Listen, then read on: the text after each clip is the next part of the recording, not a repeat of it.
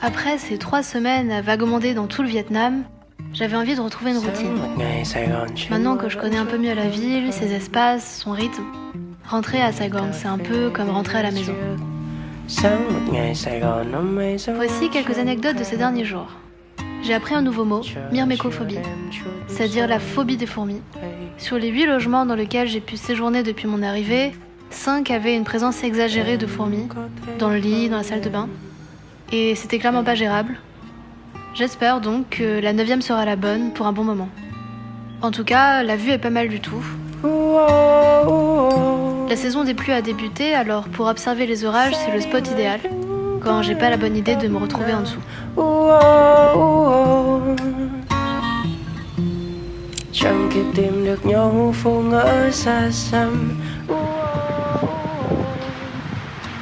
J'entends du tonnerre.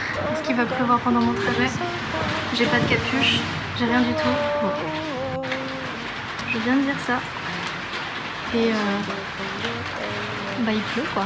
Et c'est à ce moment aussi que je m'aperçois que mon pneu est complètement à plat. J'ai passé une matinée à chercher un réparateur de vélo. La plupart sont pas référencés sur Google, alors j'ai dû me résoudre à appliquer la technique vietnamienne du bouche à oreille. Après avoir demandé à littéralement 15 personnes, avec des gens qui me dirigeaient vers d'autres gens, comme dans un jeu de piste, on m'a enfin dirigé vers un monsieur qui a pu changer la chambre à air. Après autant d'interactions sociales avec des inconnus dans un laps de temps aussi réduit, j'étais très contente de retrouver mon Pauline, mais j'avais juste envie de faire une sieste.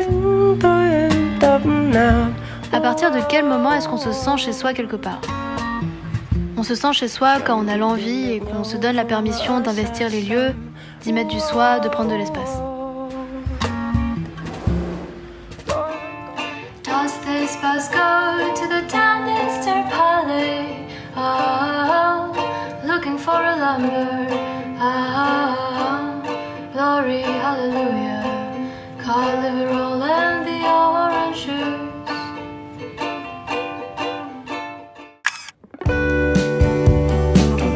Être chez soi, c'est trouver des petits plaisirs dans la régularité.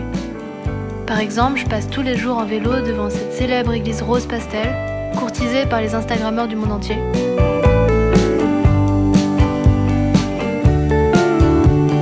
Je reviens dans mes cafés préférés pour y travailler un peu en dilettante. Il y a quelque chose de réconfortant de retourner dans un endroit qu'on connaît et dans lequel on se sent bien. Ce qui n'empêche pas d'explorer la ville en quête du café le plus mignon bobo minimaliste vintage.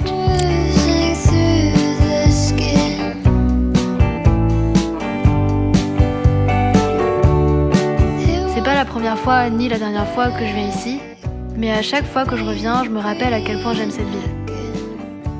Alors, j'aurais jamais cru prononcer cette phrase un jour, mais j'aime bien me lever à 6h le dimanche matin, parce que c'est un moment privilégié pour rider à toute vitesse dans les rues plus respirables, et prendre son petit déj sur des tabourets en plastique en regardant le trafic. J'essaye aussi de découvrir Saigon hors du centre touristique, de ses ruelles populaires encombrées et bruyantes à ses coins de silence, en passant par ces nouveaux quartiers bling-bling qui font penser à Dubaï. Elle est étonnante. À chaque passage, quelque chose a changé. Un immeuble a poussé, un pont devient fonctionnel.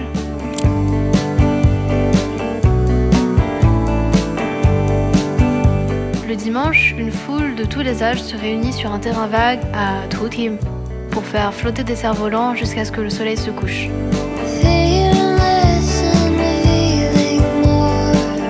Ce qui fait la beauté d'un cerf-volant, finalement, c'est le fil qui le rattache à la terre et qui lui permet de flotter, comme suspendu dans un moment de grâce, soumis aux aléas du vent, mais pas perdu. Comme quoi, il est précieux de garder une attache.